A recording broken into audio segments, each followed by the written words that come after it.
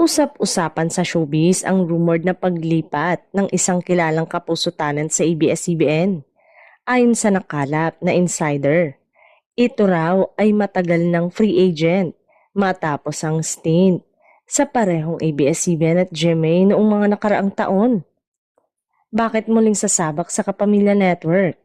Flexible at malawak ang reach bilang freelance actor. Having been with both networks dati, tinatarget raw nito ang mas malaking audience reach at bagong project opportunity sa ABS-CBN.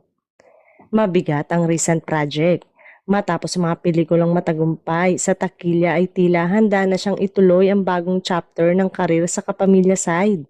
Wala pang opisyal na anunsyo pero malakas ang usap-usapan na may television comeback. Maaaring sumabak sa next teleserye o primetime series ng ABS-CBN. Star Cinema Film. Posibleng muling lumarga sa Star Cinema dahil sa history ng pagiging bahagi niya sa mga top-grossing film ng Chemical. May posibilidad na opisyal siyang papasok sa hanay ng mga Kapamilya talents bilang exclusive artist.